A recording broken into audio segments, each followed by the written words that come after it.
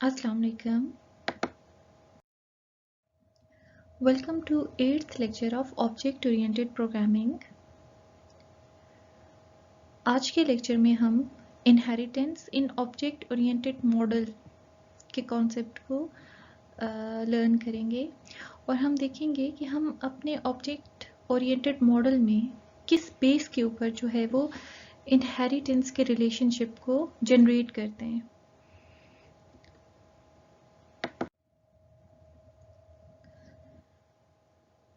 Previous lecture में हमने introduction to inheritance in object oriented programming देखा, जिसमें हमने देखा कि इनहेरिटेंस जो है वो ऑब्जेक्ट ओरिएंटेड प्रोग्रामिंग में हम जो है वो पेरेंट क्लास और चाइल्ड क्लास के कॉन्टेक्स्ट में अचीव करते हैं। जो चाइल्ड क्लास है वो पेरेंट क्लास को इनहेरिट कर रही होती है और पेरेंट की सारी कैरेक्टरिस्टिक्स को एडॉप्ट कर रही होती है। ठीक है, और हमने इसको प्रैक्टिकली C# में देखा कि किस तरह से जो है चाइल्ड क्लास जब पेरेंट क्लास को इनहेरिट करती है तो वो उसकी जितनी भी कैरेक्टरिस्टिक्स होती हैं उनको जो है वो एडॉप्ट कर लेती है और इनहेरिटेंस के थ्रू जो चाइल्ड क्लास होती है उसकी फंक्शनैलिटी एक्सटेंड हो जाती है और उस जो पेरेंट क्लास की फंक्शनैलिटी है वो चाइल्ड क्लास की फंक्शनैलिटी का पार्ट बन जाती है। ठीक है, तो हमने बेसिकली प्रीवियस लेक्चर में जो मेन कॉन्सेप्ट्स पिक किए वो थे कि हमारे पास जो है वो एक पेरेंट क्लास होती है और एक चाइल्ड क्लास होती है।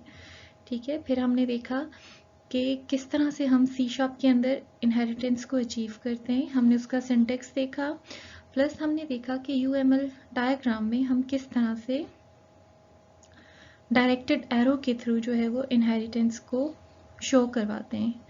और फिर हमने जब C# के अंदर प्रैक्टिकली इनहेरिटेंस को इम्प्लीमेंट किया तो हमने देखा कि जो हमारा क्लास डायग्राम है वो हमारी इनहेरिटेंस को जो है वो अकॉर्डिंगली जो है वो रिफ्लेक्ट करती है क्लास डायग्राम। ठीक है, जिन क्लासेस के बीच में इनहेरिटेंस होती है तो उनको वो बाकायदा डायरेक्टेड एरो से शो कर रही होती है।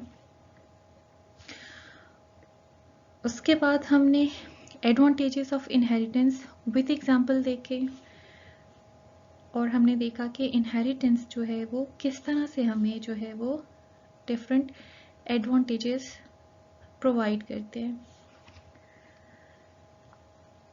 आज के लेक्चर में हम इनहेरिटेंस को एक डिफरेंट पर्सपेक्टिव से देखेंगे। हम देखेंगे कि व्हाई वी यूज इनहेरिटेंस। ठीक है, हम बेसिकली अपने ऑब्जेक्ट ओरिएंटेड मॉडल को एनालाइज करेंगे। ठीक है, मैंने आपको बताया था अपने इनिशियल लेक्चर्स में कि हम हमेशा क्या करते हैं कि जो हमारी प्रॉब्लम स्टेटमेंट होती है हम उसमें से अपनी जो है ऑब्जेक्ट्स को, जो बेसिकली हमारी क्लासेस होती हैं, हम उनको एक्सट्रैक्ट करते हैं।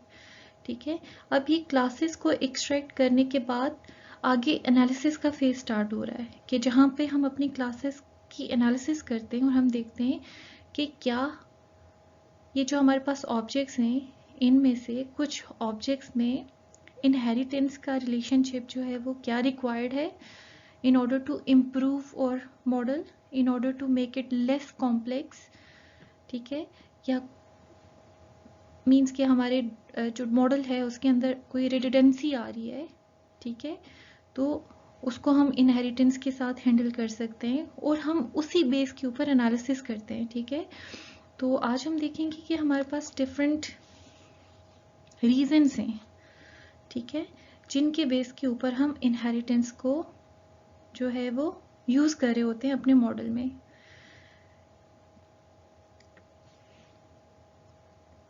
और ये जो डिफरेंट रिक्वायरमेंट्स हैं उनकी हमारे पास कैटेगरीज आ जाती हैं, जिसमें है जनरलाइजेशन है, सब टाइपिंग है और स्पेशलाइजेशन है।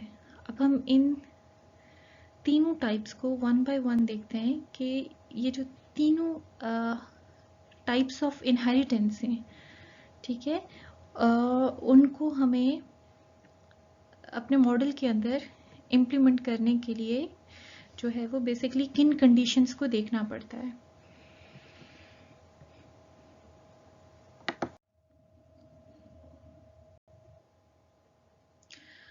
आज हम अपने ऑब्जेक्ट ओरिएंटेड प्रोग्रामिंग के पिलर्स में से अगेन इनहेरिटेंस को ही कवर करेंगे, लेकिन एक डिफरेंट पर्सपेक्टिव से।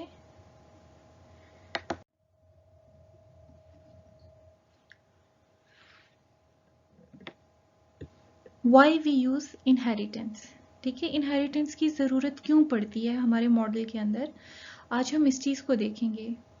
ठीक है, अब ऐसा नहीं होता कि हमारा जी चाह रहा है तो हम अपने मॉडल के अंदर इनहेरिटेंस का फीचर ऐड कर देंगे, नहीं, ऐसा नहीं होता, बल्कि इनहेरिटेंस को अपने मॉडल में यूज़ करने के लिए हमारे पास सर्टन रिक्वायरमेंट्स होती हैं, सर्टन कंडीशंस होती हैं, सर्टन इंडिकेटर्स होते हैं जो इस चीज़ को इंडिकेट और रिफ्लेक्ट करते हैं कि इस मॉडल में इन स्पेसिफिक क्लासेस के बीच में इनहेरिटेंस का रिलेशनशिप जनरेट करना चाहिए फॉर बेटर सोल्यूशन। ठीक है, इनहेरिटेंस के थ्रू हम अपने मॉडल को मज़ीद बेहतर और रिफाइन कर सकते हैं। ठीक है, तो अब हम देख लेते हैं कि इनहेरिटेंस जो अचीव करने के क्या पर्पसेस हैं।